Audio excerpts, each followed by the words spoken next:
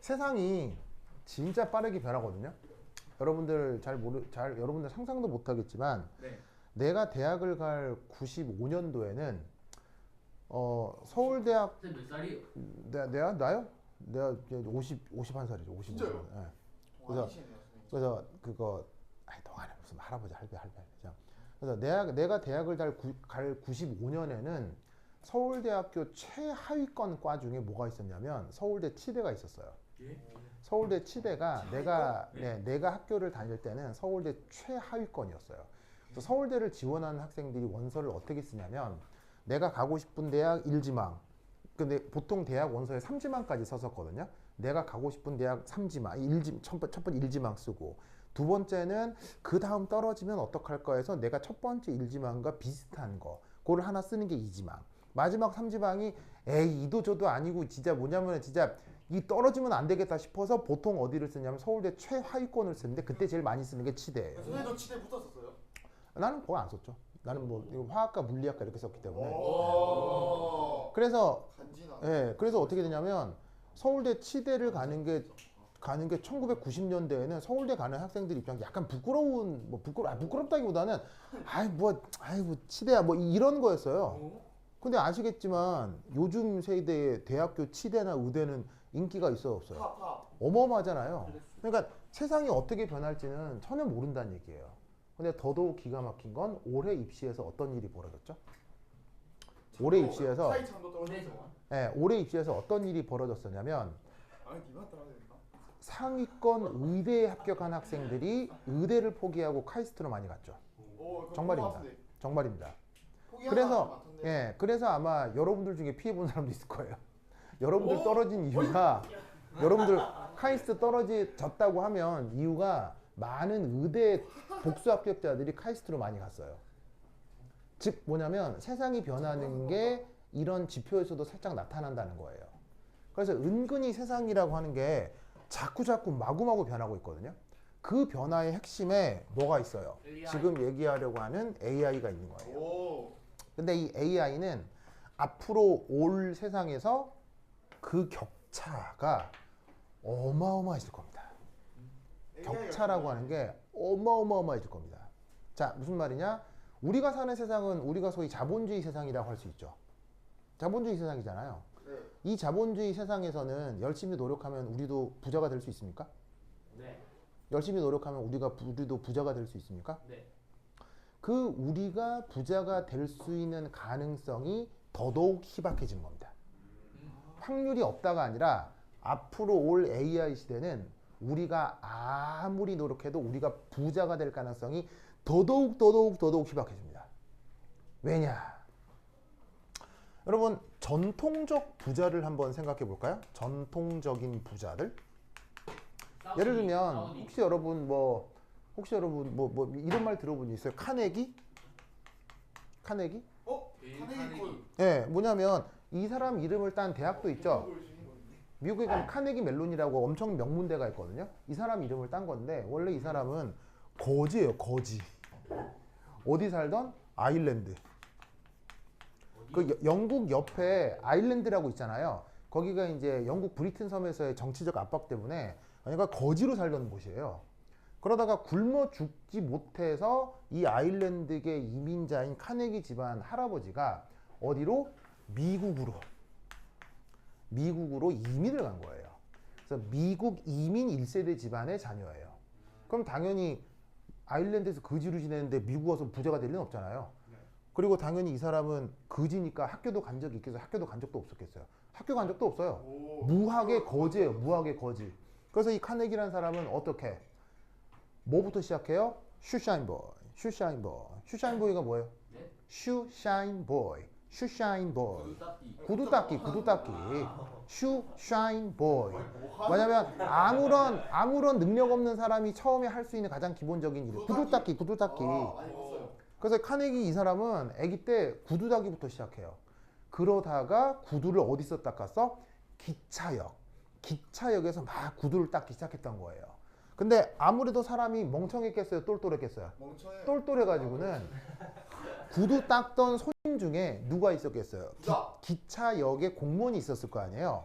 그 사람이 너 애 똑똑하다. 너 이게 기차 사무실에서 심부름 좀 할래? 네 해가지고 거기서 막 뭐 사람들 심부름도 하고 막 이렇게 뭐 전신 전보 있으면 이렇게 배달도 하고 무슨 말인지 알겠어요? 오. 그렇게 메신저 보이가 됐다가 사람이 아무래도 똘똘해가지고는 야 너 이게 기차역에서 한번 일 좀 해봐라 해가지고 정식 직원이 된 거예요. 그래서 그 기차역에서 엄청나게 노력을 해서 그 뭐냐면 인정을 받고 노력을 하다가 이 사람이 갑자기 팍 하고 떠오른 게 있어요. 19세기 말부터 20세기 초까지 전 세계가 대열차 시대가 될 거다라고 생각한 거예요. 그래서 이 카네기가 어디에 투자를 해요? 바로 철강 산업이요. 철강. 그래서 미국 철강 산업의 시조예요. 그래서 이 사람은 어마어마한 부자가 됐죠. 어마어마한 부자가 됐죠. 그리고 도덕적으로도 굉장히 좋은 분이셔서 나중에 돌아가시면서 그 많은 재산을 기부하고 돌아가셨어요. 굉장히 좋으신 분이에요. 그런데 내가 여기서 이 얘기를 왜 할까요? 이런 사람이 되라. 내가 이 얘기를 왜 할까요? 봐봐.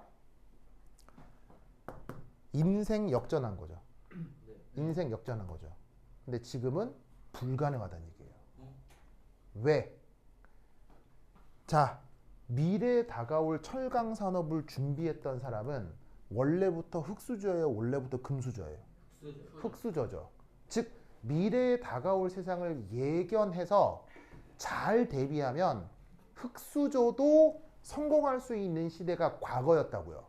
뭔 말인지 알겠어요? 네. 근데 여러분 지금 AI는 누가 연구해요? 금수저. 지금 AI는 누가 연구하냐고요? 돈 많은 사람. 구글이 연구하죠? 네. 무슨 말인지 알겠어요? 그 다음에 뭐 일론 머스크가 연구하죠? 그 다음에 뭐 또 뭐 이름이 생각이 안 나는데 미국의 여러 어마무시한 대기업들이 연구하죠. 무슨 말인지 알겠어요? 네. 즉 앞으로 다가올 대변혁 시기는 그지 깽깽이가 노력해서 뒤집힐 수 있는 세상이 아니라고요. 이미 이 세상을 지배하고 있는 구글이나 뭐 이런 또 거대한 대기업들이 거기서 한 발 더 도약하는 거예요. 그러면 이 격차를 극복할 수 있을까요? No. 내가 볼 때는 불가능이라고 생각해요. 이제 이 대기업들은 누구보다도 위에 설 가능성이 있어요. 국가. 무슨 말 알겠어요? 즉 뭐냐면 원래 거지가 노력해서 성공하는 게 아니고요. 원래 세상을 지배할 수 있는 능력이 있는 애들이 한 단계 더 도약하는 게 앞으로의 세상이라고요. 굉장히 무서운 세상이 온다고요. 무슨 말인지 알겠어요? 네. 그래서 여러분 요거 알죠? 누가 하는 거예요? 일론 머스크가 하는 거죠. 일론 머스크가 무슨 일이 있었냐면 지금 저기 되게 전쟁하고 있는 나라 있죠. 러시아하고 누구? 우크라이나. 우크라이나가 어떻게 버티는 줄 아세요? 우크라이나가 러시아 공격 어떻게 버티는지 아세요? 드론 만들어서 드론으로 자살폭탄 드론 만들어 가지고는 러시아 탱크 격파하고 있는 거라고요. 그걸로 겨우겨우 버티고 있어요. 그런데 드론을 날리려면 뭐가 필요해요? 조성기. 뭐가 필요하냐면은 통신망이 필요하잖아요. 무슨 말인지 알겠어요? 드론을 날리려면 뭐 적외선이건 뭐건 무선 통신이 돼야 되잖아요. 네. 그래서 러시아가 우크라이나에 맨 처음 한 게 뭐예요? 러시아가 우크라이나에 맨 처음 한 게 바로 통신 끊어버리기. 우크라이나에 있는 통신센터부터 파괴하는 거예요. 그래야 뭘 못 날리니까요. 드론. 드론을.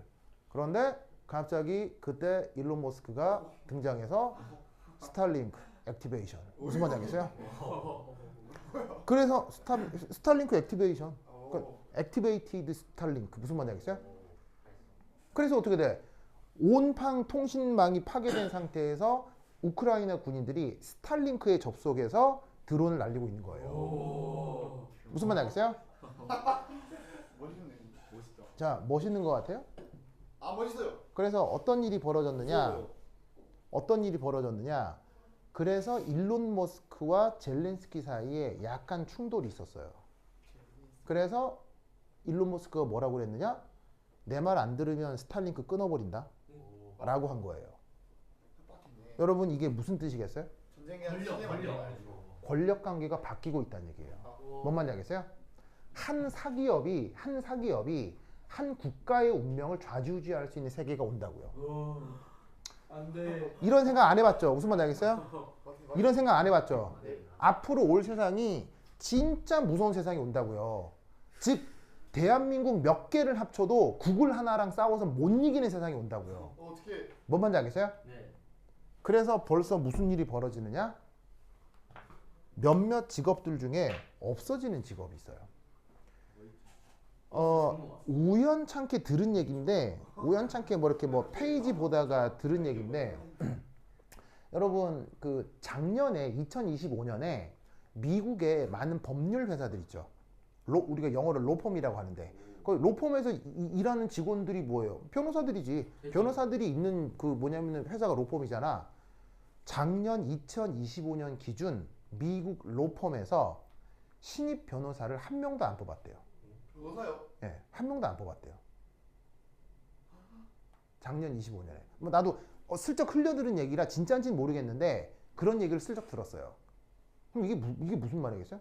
미국같이 큰 나라, 송사가 많은 나라에서 신입 변호사를 한 명도 안 뽑았다. 무슨 말이냐면 요즘은 하버드 법대 로스쿨을 나와도 취직이 안 된다고요. 무슨 말인지 알겠어요? 네. 하버드 법대 나오면 이건 아무것도 아닌 사람이에요. 어마어마한 인재예요. 어마어마한. 그런 애도 잡을 못 잡는다고 요즘. 잡을 못 잡네. 자, 그러면 이게 우리나라에도 영향을 줄까요, 안 줄까요? 저요. 줘서 작년에 우리나라에서 신입 변호사가 잡을 잡은 게 전체 30%밖에 안 된대요. 70%는 잡을 못 잡고 있어요. 그래서 지금 신입 로스쿨 뭐냐면 졸업한 신입 변호사들이 70%가 지금 백수로 놀고 있어요. 와.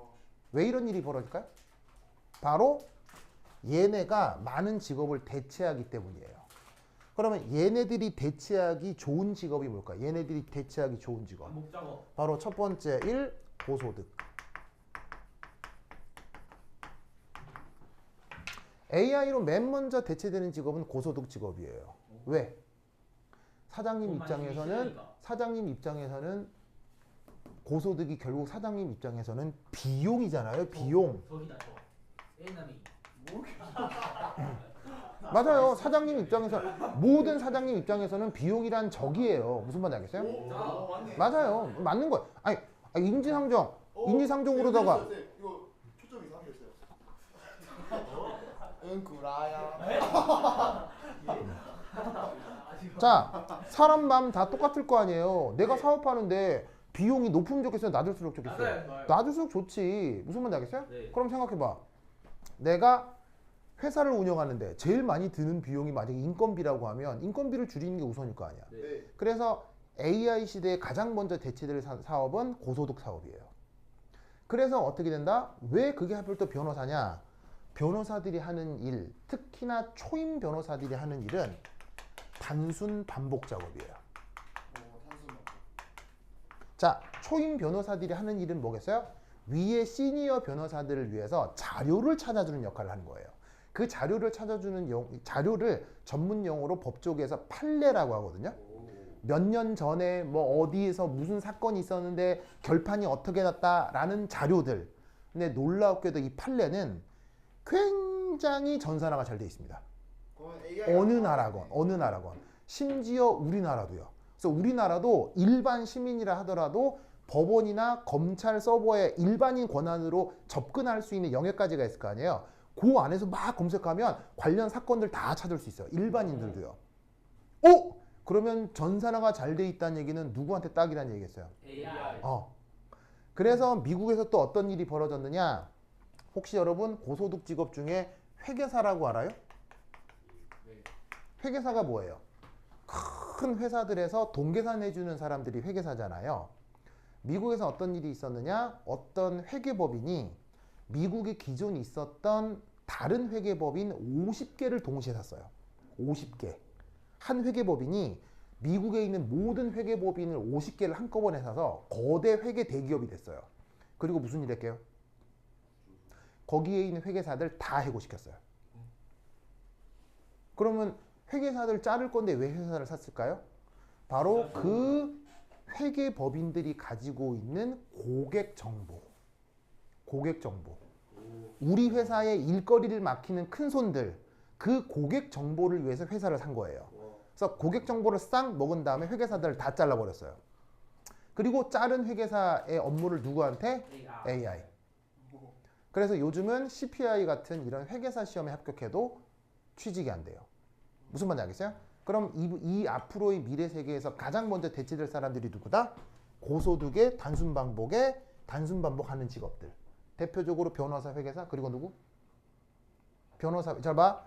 고소득 직업에 단순 반복하는 직업, 변호사, 회계사, 그리고 또 누구? 의사. 의사요? 네. 왜냐, 여러분,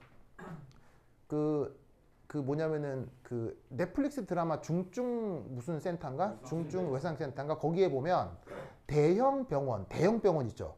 뭐 예를 들면 뭐 세브란스 병원 막 이런 큰 병원 있잖아요. 그런 병원의 수익 구조가 나와요. 수익 구조. 그런 큰 병원이 어떻게 운영되느냐? 큰 병원의 가장 큰 수입원은 큰 병원의 가장 큰 수입원. 장례식장입니다. 오. 장례식장에서 돈 벌어서 병원이 운영되는 거예요. 진짜요? 네, 거기 드라마에 나와요. 너무하다. 두 번째, 왜 너무한데? 큰 대형 병원에서의 수익 구조. 두 번째 수익, 정치 차장. 식당. 진짜 안 봤네. 식당이요, 식당. 병원 안에 구내식당 있을 거 아니에요. 네. 거기서 나가는 이 장례식장하고 식당에서 운영하는 비용으로 병원이 돌아가는 거예요. 오. 그러면 병원장 입장에서 제일 자르고 싶은 애가 누구겠어요? 밥 만드는 사람. 병원장 입장에서 제일 돈이 많이 주는 의사. 돈 병원장 많이 입장에서 제일 자르고 싶은 사람 누구겠어요? 벌어야 장례식 하는 사람. 의사지. 왜겠어요? 아무것도 안 하니까. 의사는 연봉을 몇 억씩 줘야 되는데 예를 들면 의사가 있잖아. 의사가 예를 들면 연봉이 5억짜리 의사가 있어. 근데 얘가 1년에 벌어주는 돈이 4억밖에 안 되는 거야. 짠해. 그 의사가 실제로 의료 행위로 벌어주는 돈은 그 의사 연봉보다 낮다니까. 장례식장을 좋아하겠네요. 그 갭을 누가 채우는가? 그 갭을 장례식당과 구내식당이 채워서 병원이 돌아가는 그 거라고. 사람들은 좋아하겠네요. 그러면 내가 병원을 운영하는 경영진이야. 맨 처음 누구 자르고 싶겠어? 의사 자르는 게 목적이야. 무슨 말인지 알겠어요? 의사를 잘라야 돼. 의사를. 그래야 병원이 돌아간다고. 의대가면 안 되겠네. 그런데 지금까지는 의사를 자를 수 있어? 못 잘라? 못 잘라요. 못 자르지. 의사 때문에 환자가 오는데. 근데 요즘은 자를 수 있어? 못 잘라? 잘라요. 자른다니까. 왜? 의사가 하는 단순 반복 일을 누가 대신할 수 있어? AI와 피지컬 AI가 대신할 수 있다고. 그래서 수술형 로봇이 지금 엄청나게 개발되고 있는 거 알아요?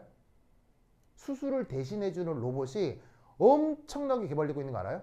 네. 이거 길어도 10년 안에 100% 대체돼요. 뭔가 로봇한테 수술 당하면 뭐 100%까지라고는 할 수는 없지만 많은 부분 대체돼요. 무슨 말인지 알겠습니까? 그래서 아까 내가 뭐라 그랬어요? 의대하고 의대 동시 합격자들이 어디로 많이 틀었다? 카이스트로 많이 튼 게 이런 사실을 알고 있는 사람들이 있기 때문인 거예요. 뭔 말인지 알겠습니까? 그래서 앞으로는 이런 직업들이 대체될 가능성이 굉장히 높아요. 무슨 말인지 알겠죠? 그런 세상에 여러분들이 놓여 있는 거야. 그러면 여러분들이 앞으로 어떻게 준비를 해야 되겠느냐? AI에 대한 아주 기술적인 부분은 나도 모릅니다. 왜냐면 내가 이쪽 전공이 아니거든요. 그 얘기를 해드릴 수는 없어요. 그런데 오늘 내가 해드릴 얘기는 자연과학적으로 혹은 철학적으로 AI가 근본적으로 무엇인지에 대한 인식을 좀 해보자는 얘기예요. 그리고 다시 한번 얘기하지만 내 얘기가 100% 맞는 건 아니에요. 내 얘기는 아주 아마추어적인 얘기일 수 있어요. 그래서 단순 참고사항일 뿐인 거고 나중에 여러분들이 커가면서 듣는 내용들이랑 종합해서 판단해 주길 바래요. 알겠죠? 네. 내가 하는 얘기 중에 틀린 얘기가 있을 수도 있어요. 알겠죠? 그러니까 막 너무 심하게 뭐라 하지 말아야 겠죠? 자, 그러면 이제 어떤 얘기가 시작될 거냐? 내가 수업 시간에 했던 얘기 중에 하나가 제일 싫어하는 얘기가 뭐라고 그랬어요? 내가 학습에서 제일 싫어하는 얘기, 우파 얘기. 공부하는 데서 제일 싫어하는 얘기. 바로 이거라고 했죠? 창의성, 창조성. 내가 학습할 때 굉장히 싫어하는 얘기라고 했죠? 창조? 왜? 하늘 아래 새로운 게 있다 없다? 없다. 없다고요. 발견하는 거. 없다고요. 무슨 말인지 알겠어요? 네. 내가 아무리 참신한 생각이라고 떠올려 봐도 뒤지면 다 나와요. 옛날에 누군가 생각이 둔 거예요. 네. 인간이란 한 개체는 그렇게 대단한 게 아니라고요. 뒤지면 선배 누군가가 해놨어요. 무슨 말인지 알겠어요? 근데 그게 크게 퍼지지 않았을 뿐인 거지. 그래서 내가 생각할 때 인간이 창조한 건 거의 없어요. 예를 들면 예를 들면 이런 전자기기. 이런 전자기기 사실 20만 년 전에 있었어요? 없었어요. 없었겠지. 그때 호모사피엔스가 처음 나타날 테니까. 근데 나는 이런 거마저도 창조라고 생각하지 않아요. 오. 왜냐? 이거는 원래 우리 우주에 있었던 몇몇 원자들을 재배열한 거예요, 그냥. 우연히 있다. 인간은 이걸 창조한 게 아니라 자연에 있는 물질들에 대한 재배열 기술만 알고 있는 거예요. 인간이 진짜 창조를 한다면 없는데 갑자기 달 하나 새로 만드는 거야. 무슨 말 알겠어요? 갑자기 저 하늘이 좀 비어 보이는데 야, 달 하나 더 만들어라. 브락! 이게 창조야. 무슨 말인지 알겠어요? 이거야. 아니 자, 돼요, 안 돼요, 이런 거? 네. 안 되잖아요. 무슨 말인지 알겠어요? 그러니까 내가 생각할 때 창조다 창이라고 하는 것처럼 웃긴 게 없는 거예요. 그래서 나는 항상 인간은 겸손해야 된다고 생각해. 무슨 말인지 알겠어요? 그래서 절대 잘난 체 하지 마시고 인간 그렇게 나대면 안 돼요. 알겠어요? 네. 그냥 인간은 우리 우주에 존재하는 물질 체계 일부를 재배열하는 기술을 가졌을 뿐인 거예요. 무슨 말인지 알겠죠? 네. 근데 이건 아무리 생각해도 원래 우주에 존재하지 않았었는데 인간이 창조한 게 명백한 게 있어요. 이거는 진짜 인간이 창조한 것 같아요. 뭐? 언어요. 언어. 무슨 말인지 알겠어요? 자, 그럼 여러분 언어 우리가 평소에 막 쓰는 말이잖아요. 네. 근데 여러분 이 말 한마디로 사람이 살기도 하고 죽기도 한다. 이거 아시죠? 네. 이런 거 있는 거 아시죠? 네. 예를 들면 우리 우주에 사랑이 있나요? 사람? 사랑. 네. 사랑이 있어요? 우리 우주에? 네. 사람이요.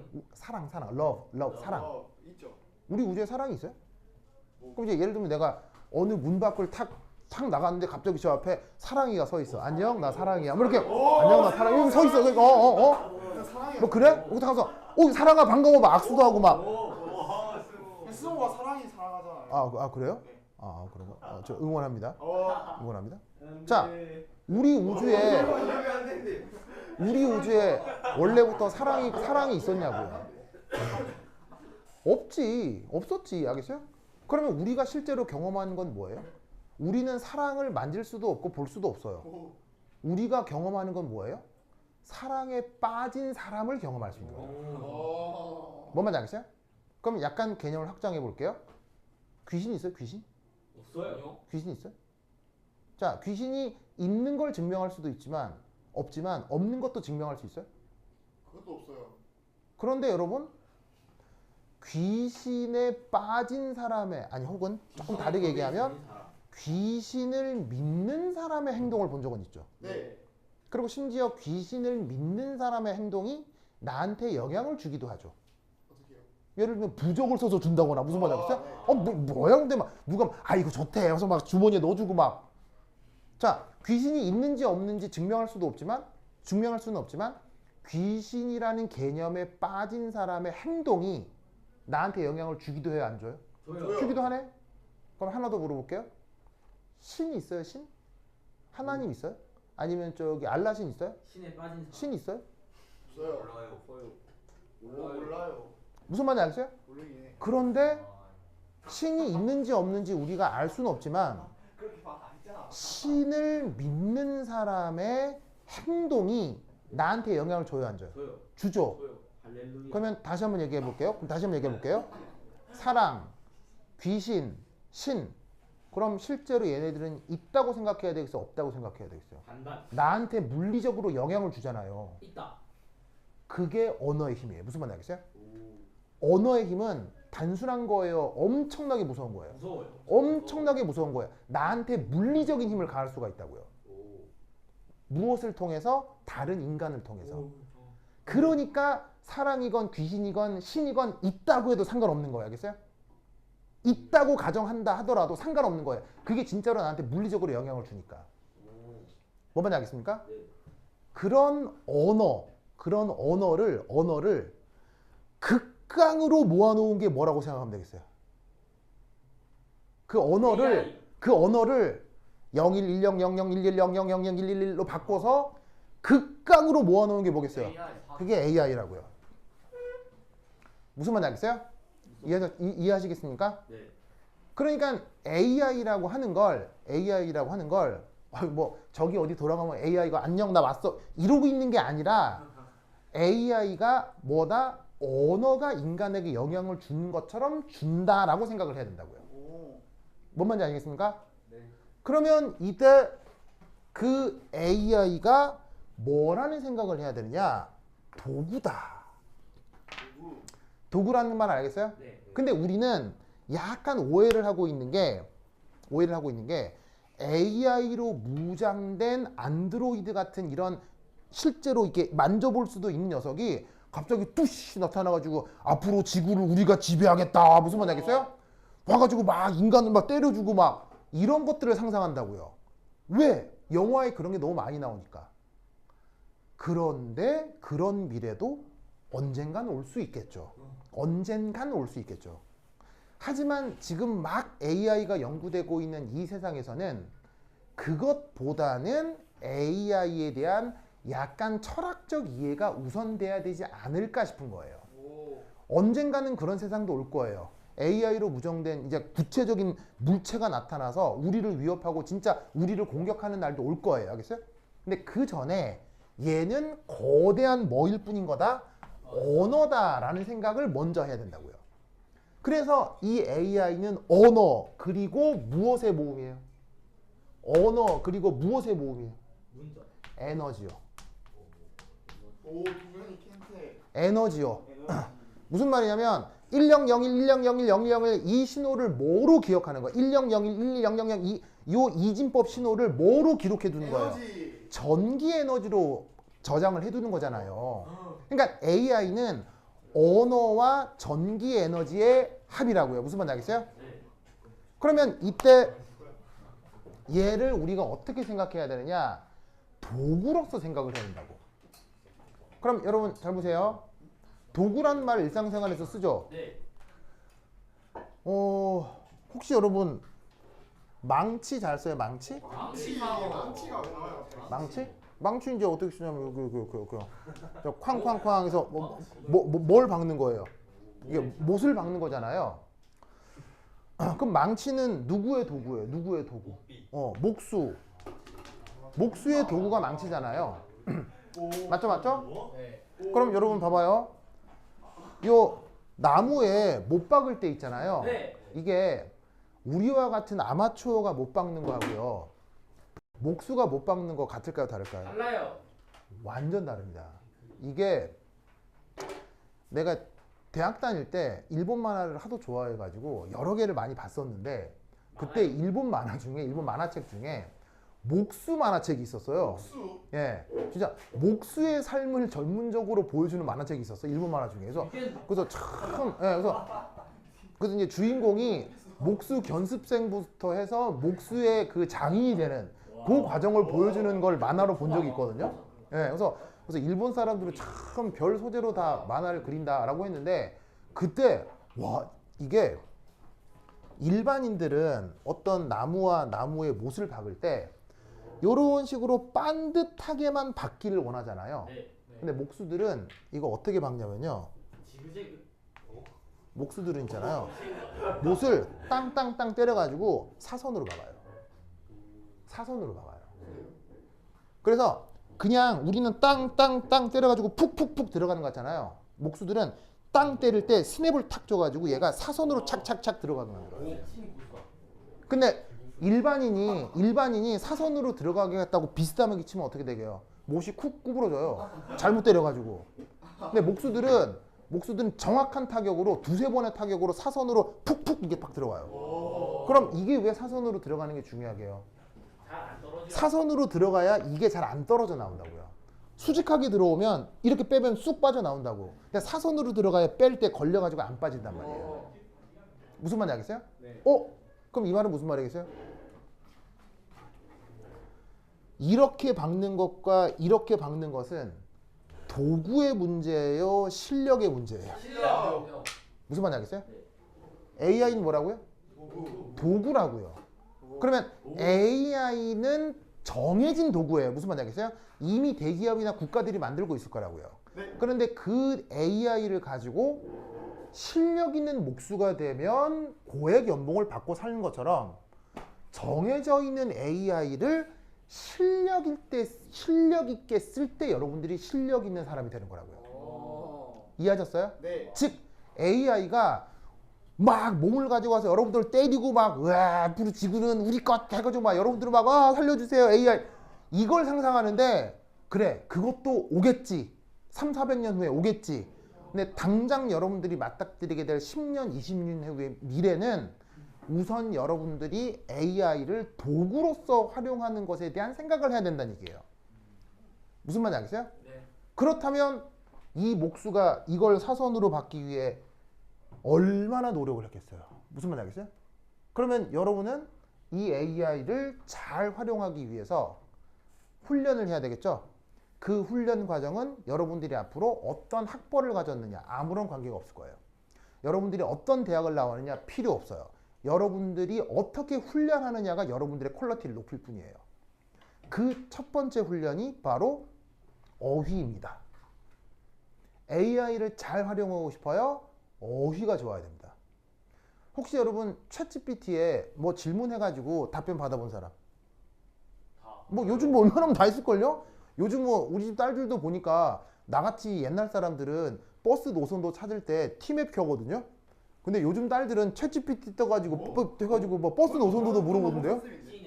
네, 정말 나는 티맵에 보면은 티맵에 딱 타면 내비만 있는 게 아니라 버스 노선도도 있어요. 나같이 옛날 사람들은 그렇게 버스 찾는다고요. 근데 요즘 어린 친구들은 챗GPT한테 야 어디서부터 어디 가고 싶은데 뭐 어떻게 해야 돼? 뭐 노선도 뜨던데? 정말요, 정말 예. 정말 뜨더라고요. 예. 예. 요즘 애기 다 찾아줘요. 여기서 우리 집 딸들 보면 진짜 예, 진짜 우리 집 딸들 보면 그러고 와 신기하다. 하여튼 그렇다고. 그래서 여러분들 그 AI를 활용해서 뭔가 결과를 얻어봤을 텐데 여러분 놀라지 마세요. 그 AI가 답해주는 답변은 답변의 퀄리티는 무엇에 정확하게 비례해요? 질문자의 역량에 그 결과가 그대로 비례해요. 무슨 말인지 알겠어요? 그러면 예를 하나 들어볼게요. 만약에 여러분이 지구온난화에 대해서 궁금하다고 쳐봐요. 궁금하다고 생각해요. 그래서 이제 대학에 갔는데 지구과학 수업을 들었는데 지구온난화가 궁금해서 그게 해가지고 이제 지구온난화에 관련된 리포트를 써야 돼. 그래서 챗GPT한테 지구온난화에 대해서 알려줘 라고 하면 걔가 뭐라고 쭈르륵 써주겠죠. 그렇죠? 그래서 이제 그 리포트를 받았어요. 그 리포트를 낸 사람. 그 다음 두 번째 지구온난화는 정치적인 문제일 수 있으니까 현재 우리가 살고 있는 세계의 정치 구조인 민주주의와 관련이 있지 않을까? 그래서 지구온난화와 민주주의의 관계에 대해서 설명해 줘 라고 질문을 한 두 번째 사람. 그럼 챗GPT가 뭐라고 그렇게 답을 했겠죠? 그럼 나오겠죠? 그 다음 세 번째 지구온난화라. 지구온난화 덕에 가장 큰 영향을 받는 게 뭘까요? 바로 농작물의 생산 현황이에요. 그래서 지구온난화 덕에 지구온난화 덕에 2015년부터 2018년 사이에 러시아와 우크라이나에서 밀 생산이 굉장히 감소했어요. 지구온난화 덕에 흉작이 돼버리면서 러시아와 우크라이나에서 밀 생산이 확 떨어졌었어요. 그러면서 어떻게 되겠어요? 그 밀이 조금 흉작이 되면서 밀 가격이 폭등했겠죠. 그러면서 그 밀이 어디로 제대로 수출되지 못했었냐면 중동과 아프리카 지역으로 수출이 잘 안 됐던 거예요. 그래서 그때 갑자기 밀 가격이 폭등한 나라가 어디예요? 갑자기 밀 가격이 폭등한 나라가 바로 시리아예요. 시리아가 바로 우크라이나와 러시아산 밀을 많이 수입하거든요.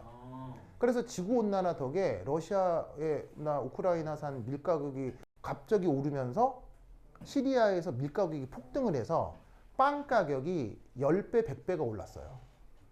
그래서 시리아에서 사람들이 갑자기 배를 굶게 되고 그러면 국민들이 밥을 못 먹게 되면 무슨 일이 벌어져요? 내전이 벌어지죠. 그래서 내전이 벌어져 가지고는 거기서 전쟁이 나니까 무슨 사람들이 생기겠어요? 피난민이 생기겠죠. 바로 전쟁 난민. 그런데 아프리카는 어디랑 많이 붙어 있어요? 유럽이랑 많이 붙어 있죠. 그래서 지중해를 타고 왜냐하면 아프리카에서는 뗏목만 띄워도 해류에 의해서 아프리카에서 유럽까지 그냥 바로 가요. 그냥 가요. 그래서 아프리카에서는 뗏목에 앉아 있기만 해도 해류 때문에 지중해에서 그냥 바로 이탈리아로 바로 가요. 그냥. 오. 그래서 아프리카 사람들이 그래서 전쟁 나면 무조건 바다로 뗏목 타고 나가는 거예요. 가만히 앉아 있으면 유럽까지 가니까. 그래서 시리아 난민들이 100만 명이 유럽에 도착한 거예요. 그러면 갑자기 유럽 사람들 입장에선 갑자기 불청객 100만 명이 들어온 거죠. 네. 그러면 갑자기 유럽에 어떤 사람들이 갑자기 일어나기 원래 시작하겠어요. 있던 사람. 바로 극우 세력들이 어떻게 되겠어요? 극우 세력들이 난민을 고향으로 보내라! 아프리카로 다시 가라! 라고 주장하는 극우 세력들이 바로 하기 시작하고 갑자기 외국 사람들이 난민들이 몰려오니까 난민들은 그럼 당연히 경제적 상황이 좋은 사람이에요? 안 좋은 사람이에요? 힘들어요. 관광객이 아니잖아요. 그러니까 그 지역에 있던 사람들이 어머 이 사람들 불편해 하면서 이 외국인들을 난민들을 쫓아내기 위한 정치 구호를 만드는 사람들한테 표를 찍어준 거예요. 무슨 말인지 알겠어요? 그래서 갑자기 사회주의가 강했던 유럽에 극우 세력이 발효하면서 유럽 전체가 극우 지역이 된 거예요. 그러면 극우 지역 사람들은 어떤 일을 벌이느냐? 공공의료를 축소시켜요. 공공의료가 뭐예요? 보건소 같은 거예요. 보건소.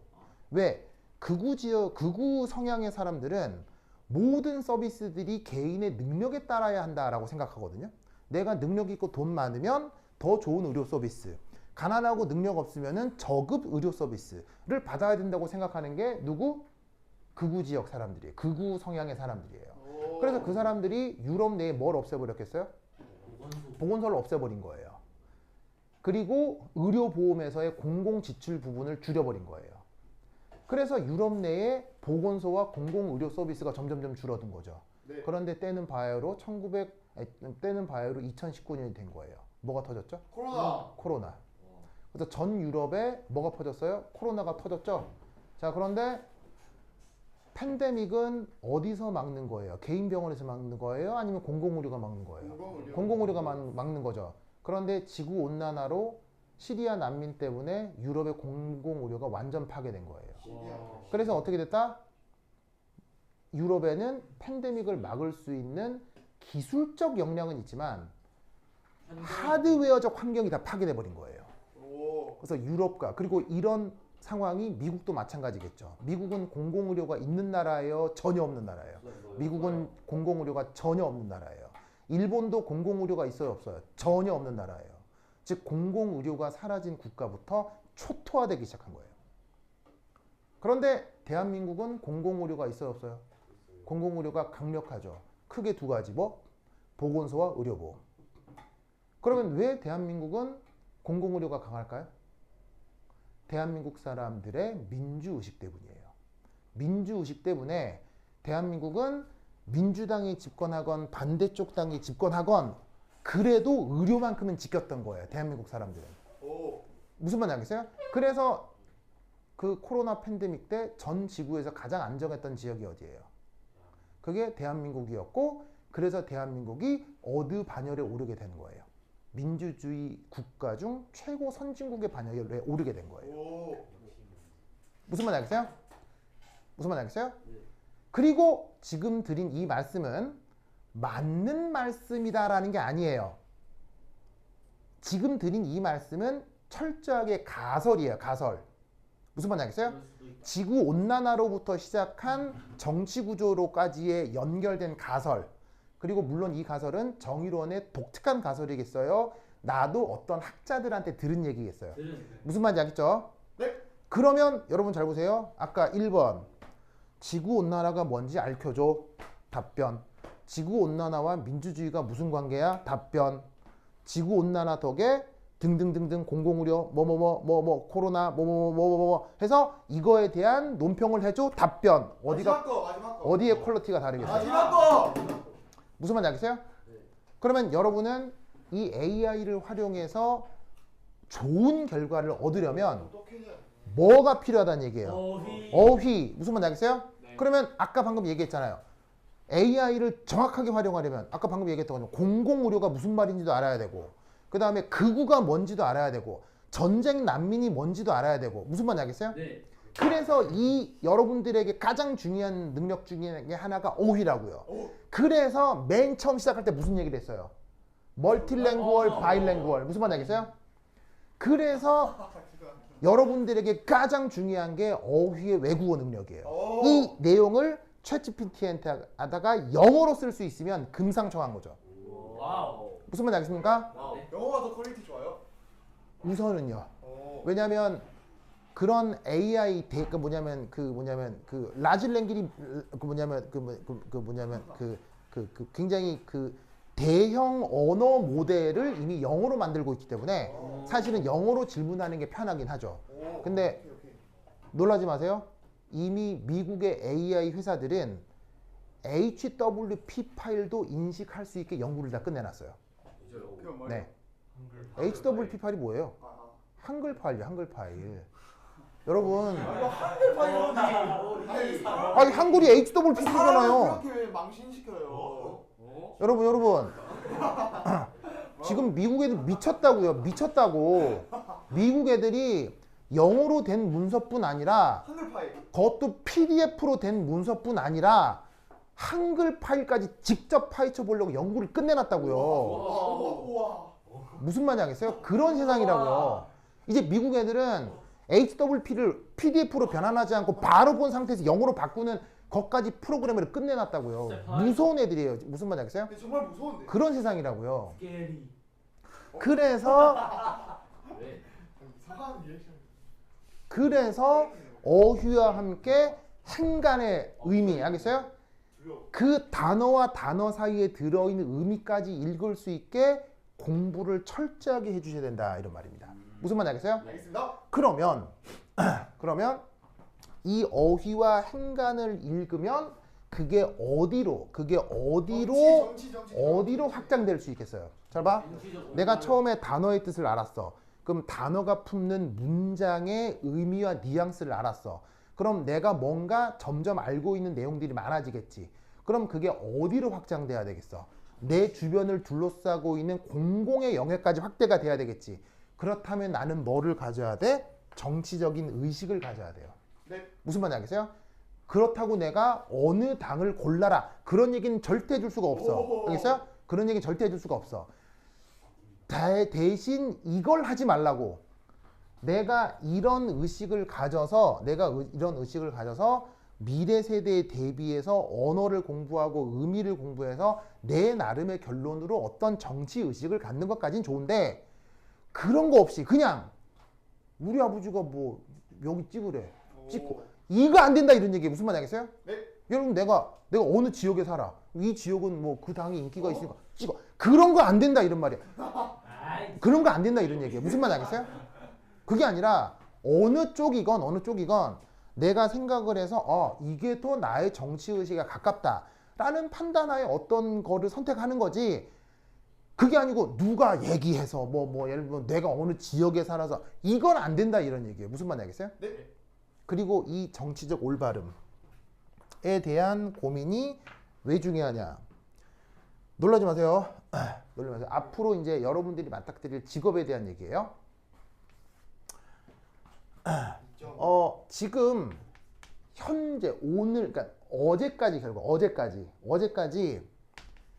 AI와 관련된 전 세계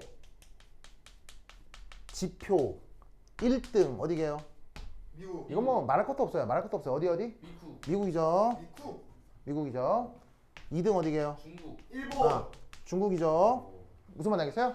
자 그리고 요 둘의 차이는 크다 작다? 크다. 크다. 극소예요. 오.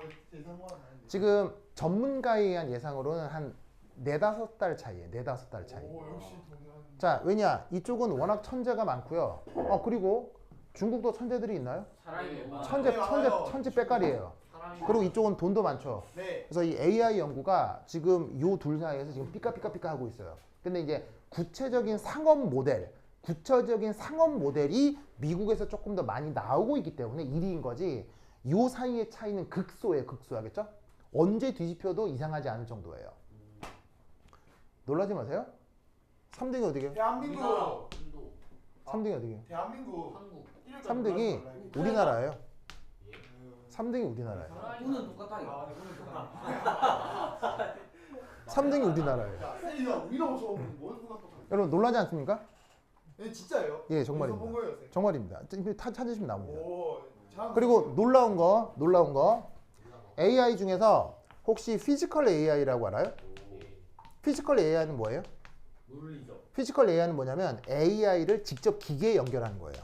네. 기계에 연결해서 실제로 움직이거나 혹은 공장에서 로봇으로 운영이 되거나 그런 것들을 피지컬 AI라고 해요. 이 피지컬 AI 지금 예상인데 지금 2000 몇 년도야? 2026년이지. 2023년에 예상하기로 대한민국 순위 몇 등? 3등. 대한민국 순위 1등이에요. 2030년이요? 2030년이요. 몇 년 안 남았어요. 몇 년 안에 피지컬 AI 같은 경우는 대한민국이 원탑을 먹을 거로 예상하고 있어요. 정말이에요. 와. 진짜예요. 그러면 왜 이런 일이 벌어졌게요? 이것 때문이에요. 놀랍게도 이것 때문이에요. 왜냐하면 아까 격차를 극복할 수 있다 그랬어, 없다 그랬어요? 격차를 극복할 수 없다고 했죠. 왜? 바로 대기업. 기회의 차이. 인도가 1등. 해외의 AI는 누가 주도하기 때문에? 대기업. 해외 AI는 대기업이 주도하기 때문이에요. 그러면 대기업이 AI를 주도해서 막강한 득을 얻었어요. 그 막강한 이득을 대기업이 어떻게 할까요?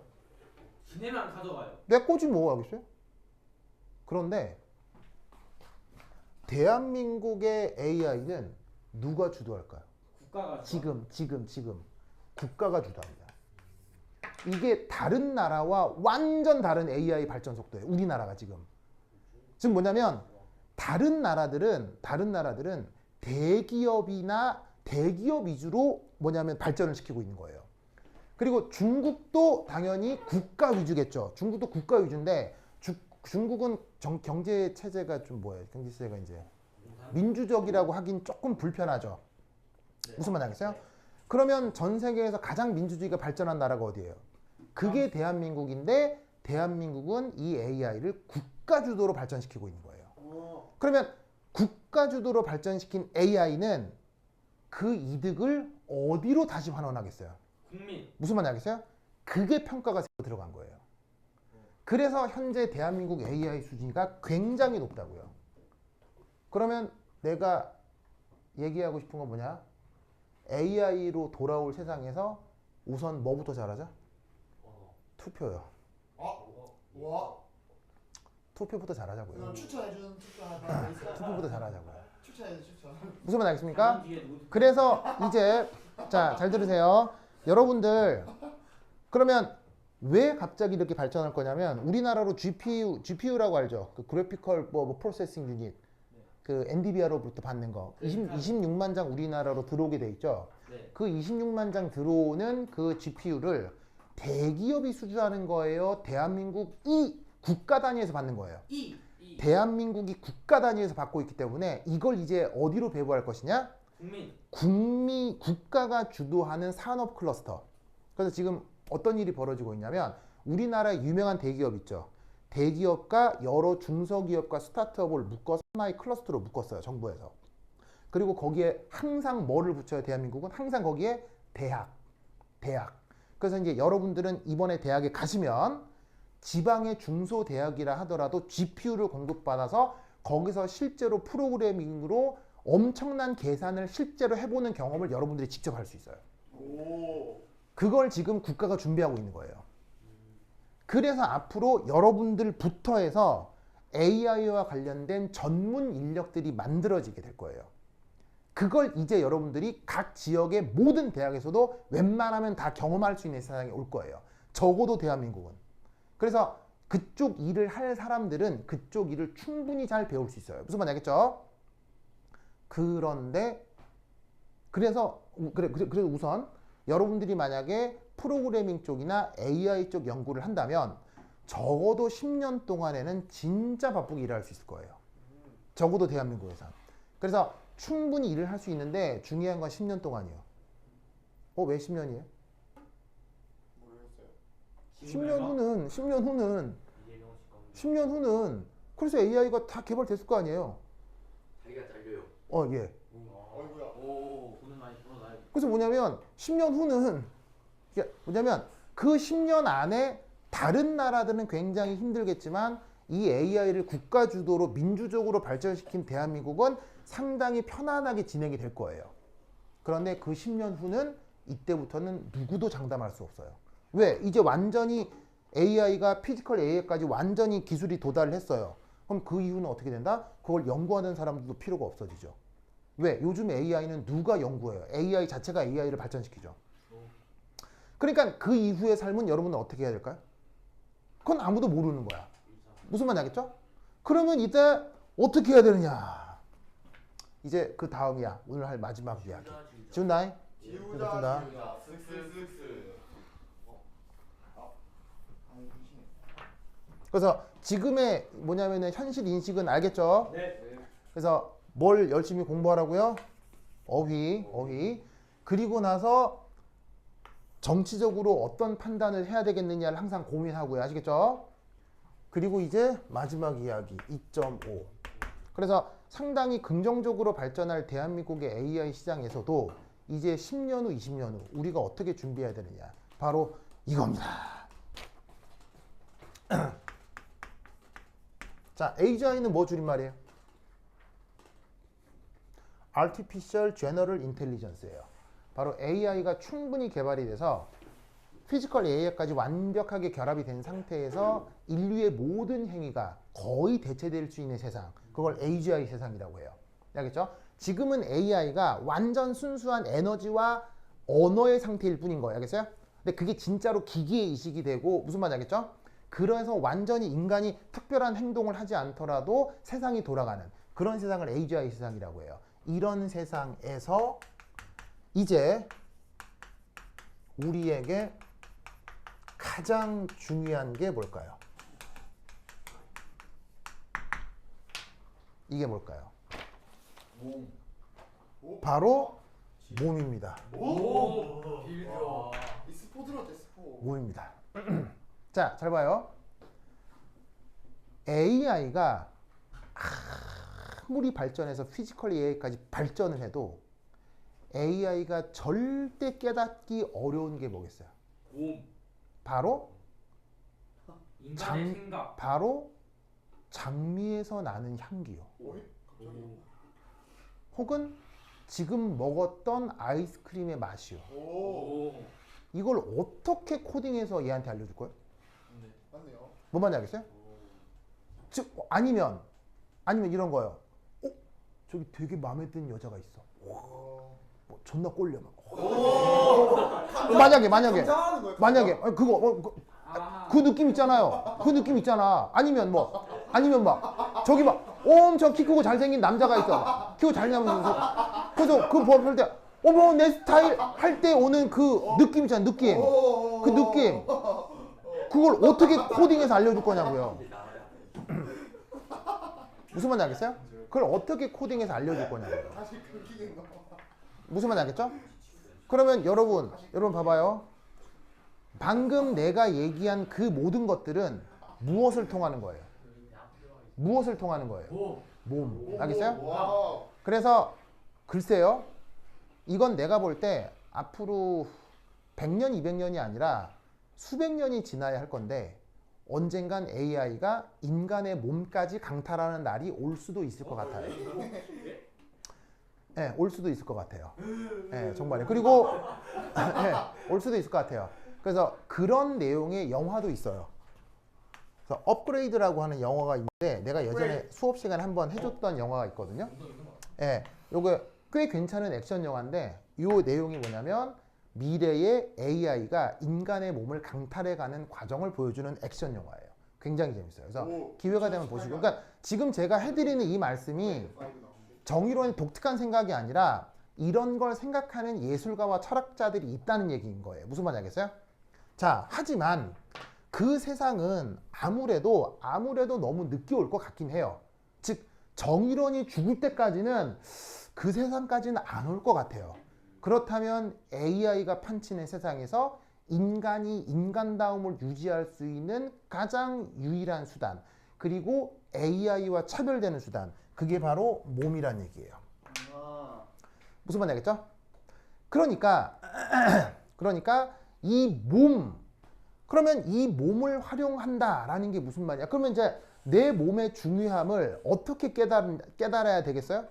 아까 얘기했던 것처럼 취향의 발견. 여러분, 모든 취향이라고 하는 것도 뭐가 있어야 취향이 있는 거예요? 몸이 있어야 취향이 있는 거죠. 그래서 내가 연애를 해라, 예술적 취향을 가져라 라고 하는 그 모든 것들도 몸에 대한 단련인 거예요. 뭔 말인지 알겠습니까? 그래서 그 취향을 극도로 끌어올린 상태가 돼야 AI와 다른 완전 특별함을 가질 수가 있다고요. 그리고 이 내 몸에 대한 이해를 하면 그게 누구에 대한 이해가 될 수도 있다는 얘기예요. 내 몸에 대한 이해를 하면 그게 누구에 대한 이해를 할 수도 있다는 얘기예요. 남에 대한 이해를 할 수도 있다는 얘기죠. 남에 대한 이해가 확장이 되면 그게 무슨 이해로 발전될 수 있겠어요? 정치적 이해로 발전될 수가 있는 거예요. 그러니까 이 모든 게 별개가 아니고 다 연결되어 있는 거예요. 그래서 그런 훈련의 몸에 대한 단련에 대한 훈련의 일환으로서 운동 열심히 해라, 공부 열심히 해라, 연애도 항상 열심히 해라 라고 말을 하는 거예요. 그리고 문화, 예술, 철학에 대해서 항상 관심을 가져라라고 하는 거예요. 네. 그러면 여러분 이제 이 21세기에서도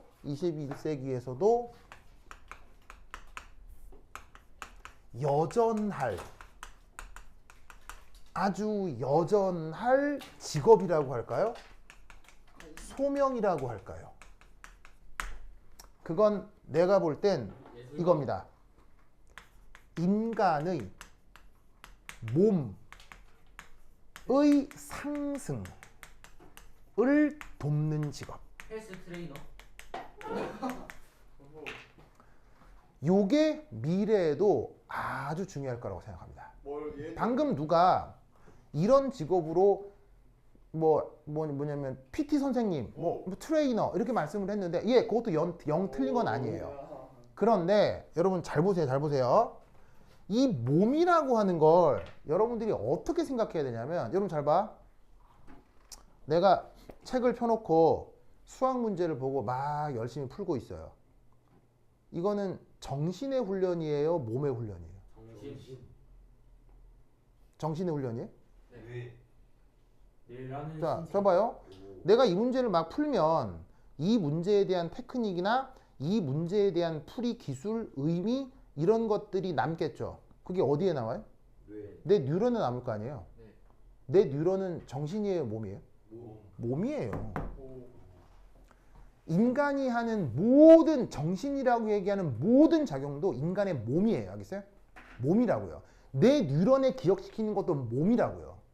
그래서 여러분 공부 한자로 어떻게 써요? 공부 이렇게 쓰죠. 중국어로 어떻게 읽어요? 쿵푸. 여러분 쿵푸 하면 어떻게 생각해요? 이런 걸 쿵푸라고 생각하잖아. 근데 이걸 한국말로 공부라고 한다고요. 쿵푸하고 공부는 같은 거예요. 진짜 콩프랑 팬들. 예. 그럼 이 말이 무슨 말이냐면, 이런 식의 훈련, 자, 잘 봐. 손흥민이 잘 봐요. 열심히 공 차서 막 슛 열심히도 하고 막, 무슨 말 알겠어요? 슛 열심히도 하고, 열심히 훈련해서 막 양발 다 차고 막, 그래서 손흥민은 양발 다 쓰죠. 왜 양발 다 쓸 수 있어요? 훈련. 왜 양발 다 쓸 수 있어요? 훈련. 양발 다 쓸 수 있는 능력이 뉴런에 기억되어 있기 때문이에요. 즉 뭐냐면 손흥민이 하는 피지컬 훈련도 결국에는 뇌의 단련이라고요. 그리고 여러분들이 열심히 공부하는 것도 결국 어디에 기억돼요? 어디에 기억되어 있어요? 뉴런에 기억되잖아요. 여러분들이 하는 모든 행위가 뉴런에 기억된다고요. 그러니까 모든 종류의 공부는 그걸 구분할 필요가 없다고요. 모두 다 어디에 기록되는 거예요? 내 몸에 기억되는 거예요. 무슨 말인지 알겠어요? 그러면 그 몸을 상승시킨다. 그러면 이건 나도 좋고 남도 좋을 거 아니에요. 네. 그런데 이걸 누구는 인식하지 못한다? 몸을 상승시킨다라는 개념은 AI는 이걸 따라갈 수가 없어요. 왜? 뭐가 없으니까요. 몸이 없으니까요. 아까 얘기했잖아요. 장미향이 무슨 향인지 알 수가 없잖아요. 아이스크림이 무슨 맛인지 걔는 알 수가 없잖아요. 네. 그러니까 몸을 상승시키는 건 인간이 인간하게만 해줄 수 있는 직업인 거예요. 그러면 대표적으로 인간이 인간의 몸을 상승시킬 수 있는 대표적인 직업들이 뭐가 있겠어요? 내가 구체적으로 뭐라고 찝을 수는 없지만 바로 예술, 교육, 예능 등이라고요. 스포츠. 얘는 유재석. 무슨 말인지 알겠어요? 네. 스포츠 선수도 예능에 들어가는 거죠. 아. 즉 뭐냐면 교육, 인간이 인간에게 해줄 수 있는 굉장히 좋은 서비스죠. 그 다음 예술, 알겠어요?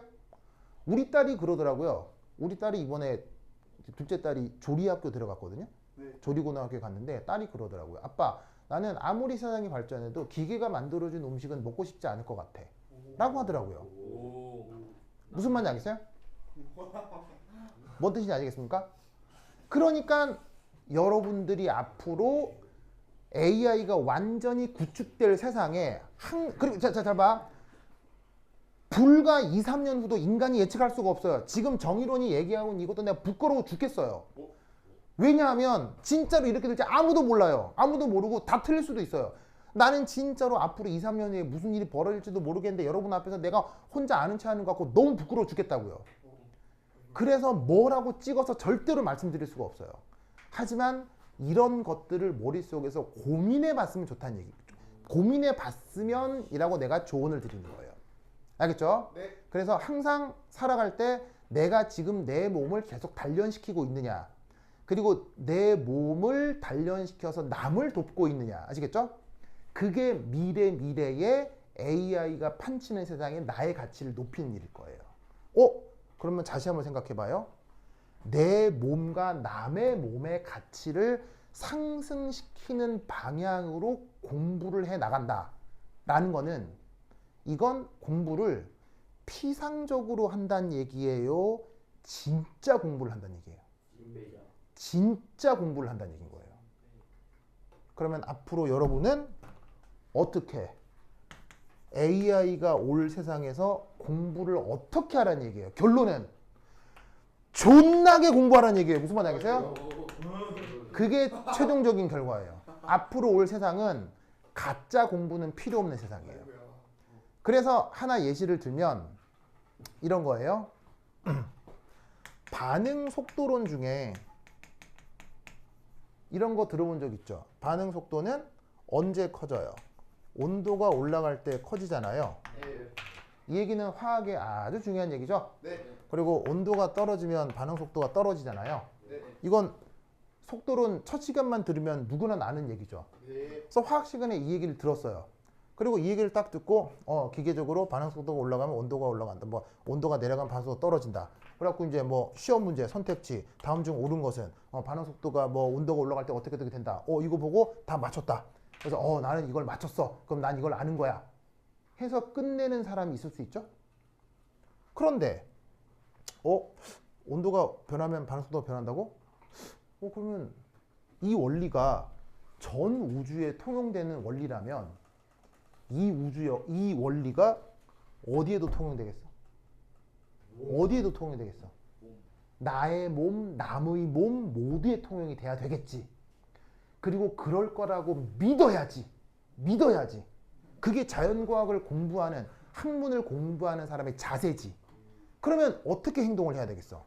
이렇다고? 그럼 이 원리가 내 몸에도 적용이 되겠네? 그러면 만약에 내가 지금 좀 약간의 쾌락을 위해서 존나이 맥주를 벌컥벌컥 차가운 맥주를 벌컥벌컥 처먹었어. 무슨 말인지 알겠어요? 그럼 차가운 물이 탁 쏘면 기분 좋지만 짤짤짤 무슨 말인지 알겠어요? 막 부어라 마셔라 술 막 존나이 처먹어서 으아 차가워 막 무슨 말인지 알겠죠? 그래갖고 이제 막 비가 확 으아 좋다 막 이럴 거 아니야. 무슨 말인지 알겠어요? 그런데 그 차가운 만큼 내 위, 십이지장 그리고 소장 온도가 어떻게 되겠어? 낮아질 거 아니야. 그럼 온도가 낮아지면 내 뱃속에서의 반응 속도가 어떻게 되겠어? 떨어지겠지. 그러면 혹시나 내가 전날 먹은 술로 위에 약간의 궤양 같은 게 있을 때 존나이 차가운 걸 처먹으면 그 외 궤양 같은 것들이 약간의 궤양까지도 아니고 약간의 염증이 빨리 치료되겠어? 치료가 안 되겠어? 안 돼요. 치료가 안 되고 내 뱃속에는 좋은 미생물이 아니라 나쁜 미생물이 번식해가지고는 내 뱃속에 나쁜 물질들이 마구 생기겠지. 제대로 된 화학 반응이 제 속도에 일어나질 않으니까. 그러니까 기분 좋다고 찬 거 존나 처먹으면 뱃속은 아작이 나는 거야. 무슨 말 알겠어요? 그러면 술 마시고 사우나 가면 그러니까 어떻게 되겠어요? 바로 이런 걸 배웠다면 시험 문제 푸는 걸로 끝내는 사람은 AI한테 100% 대체돼요. 100% 대체. 왜? 잘 봐. 온도가 올라가면 반응 속도가 올라간다를 AI한테 기억시킬 수 있어? 그러면 그 기억을 통해 문제를 풀게 할 수 있어? 그런데 온도가 올라가면 반응 속도가 올라가고 반대면 반대가 되니까 몸이 불편할 때 차가운 맥주 같은 걸 처먹으면 안 되겠다라는 판단을 AI가 하겠어? 안 한다고. 왜? 지는 몸이 없으니까. 뭔 말인지 알겠어요? 굳이 할 필요를 못 느끼겠지. AI는. 지는 몸이 없으니까. 아픈 걸 모르니까. 그러니까 그 세상에서 살아남으려면 어떻게 해야 되겠어요? 내가 뭔가를 배우면 그걸 내 몸에 해봐야 돼. 알겠어요? 내 몸에 해서 그것이 상승작용을 일으키도록 행동을 해야 돼. 그리고 그 상승작용이 누구의 몸에도 일어나면 좋겠어. 남의 몸에도 일어나면 좋을 거라 이런 얘기죠. 그러면 이 공부는 진짜 공부겠어요? 가짜 공부겠어요? 진짜 공부가 돼야 되는 거야. 그러니까 예를 들어서 뭐 약간 뭐 농담처럼 얘기하면 수업 시간에 뭐 이런 애들 있잖아. 갑자기 강사가 다른 얘기하면 선생님 저 수업 진도 나가요. 이런 애들 있지? 그런 애들은 AI로 대체될 가능성이 높은 거야. 나이스. 우리 오늘 해달라 했는데. 지금 그런 얘기 있어요. 그러니까 저는 AI보다 더 뛰어나겠네요. 그러니까 무슨 말이냐면 그런 얘기만 해주세요. 오히려 이런 식으로 어떤 걸 배웠을 때 이걸 내 몸과 남의 몸에 해보는 인간적 관점으로 확장하는 사람, 그런 사람을 전문 용어로 뭐라고 해요? 이렇게 내 몸과 남의 몸의 개념까지 확장하는 사람, 그런 걸 뭐라고 해?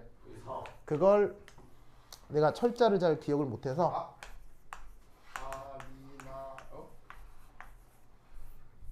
르네상스맨이라고 해요. 르네상스맨. 네. 간지난다. 그러면 이 말이 무슨 말이겠어요? 6월 르네상스맨. 앞으로 올 세계에 여러분들이 되기를 목표로 하는 인간상이 뭐겠어요? 르네상스맨이 돼야 돼요. 알겠어요? 오, 칭찬이었네. 자, 우리말로 번역하면 뭐겠어요? 우리말로 번역하면 인본주의적 인간이 돼야 돼요. 알겠죠? 인본주의적 인간. 인정이 뭐예요? 모든 개념을 인간과 인간의 몸에 환원시켜서 생각할 수 있는 사람. 알겠죠? 오, 그런데 나는 이 말 별로 좋아하지 않아요. 왜냐하면 이 말은 요즘 철학자들이 그러니까 중세시대부터 있던 말인데 요즘 철학자들이 소환해서 쓰는 말이거든요. 근데 사실 이 말은 적어도 우리나라에서는 예전부터 있던 말이에요. 6월 나는 르네상스맨. 바로 유교적 인간이에요. 이 말이에요. 여러분 유교라고 하면 꼰대 철학 같죠? 뭐 예를 들면 뭐 유교보이 뭐 꼰대 이렇게 얘기를 하잖아요. 근데 그 유교는 우리가 얘기하는 꼰대라고 하는 건 유교가 아니에요. 유교는 우리가 예를 들면 우리가 꼰대라고 하는 그거는 혹시 여러분 이런 말 들어본 적 있어요? 성리학? 우리가 알고 있는 꼰대라고 하는 거는 성리학적 개념에서 많이 오는 거지 실제 공자가 연구했던 유교는 그런 꼰대 철학하고 완전 달라요. 그러면 이 유교가 우리 사회에 뿌리 박혀 있나요? 네.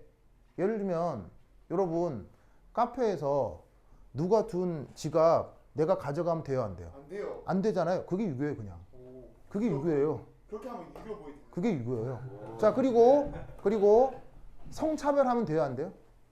성차별하면 자, 아유 저 여자 남자보다 저열해 이렇게 생각하면 돼요, 안 돼요? 안 되죠. 그 가르침이 어디서 온 거예요? 유교에서 오는 거예요. 무슨 말인지 알겠어요? 즉 한국에서 한국 사람들끼리 상식적으로 살아가는 그 모습 자체가 사실은 유교적이었던 거예요. 오, 유교 보이. 즉 한국이 21세기 AI 시대에 제대로 잘 살아남을 수 있는 이유 중에 하나가 우리가 그렇게 인본주의적으로 살아가고 있었기 때문인 거예요. 그게 거시적 평가로 이렇게 드러나는 거예요. 무슨 말인지 알겠죠? 그래서 앞으로 올 세계에 정말 부끄럽지만 이런 얘기들 여러분들한테 살짝 소개해 드린 겁니다. 알겠죠? 네. 그래서 앞으로 항상 건강하시고 그리고 또 하나 내가 들었던 이런 이런 조언 이런 모든 조언들은 남을 재단하는 수단으로 사용해서는 안 돼요. 그게 말이에요. 예를 들면 에이 이거 공부도 안 하고 막 이 나쁜 놈 바보 같은 놈 이러면 안 된다고. 즉 내가 해드렸던 모든 얘기들은 스스로를 반성하는 수단으로 삼아야지 남을 재단하는 수단으로 삼아서는 안 된다고요. 뭐냐면 내가 영어 공부가 안 돼 있구나. 반성 이거 더 노력해야지. 이런 수단이 야 이 영어도 못하는 이 바보 같은 놈 이러면 안 된다고. 무슨 말인지 알겠어요? 네. 이 모든 얘기들은 어떻게 해야 된다고? 어떻게 된다고? 나를 다잡는 나의 단련 수단으로 써야지 남의 강요하는 수단으로 써서는 절대 안 돼요. 무슨 말인지 알겠죠? 네. 그거를 마지막으로 당부하고 이 소박한 말씀을 마무리 짓도록 하겠습니다. 긴 시간 들어줘서 고맙고 여러분 앞으로 항상 건강하시기 바라요. 그러면까지 다음 시간 만나요. 안녕. 선생님, 네. 선생님이 약간 그 추천해주는 학과 같은 거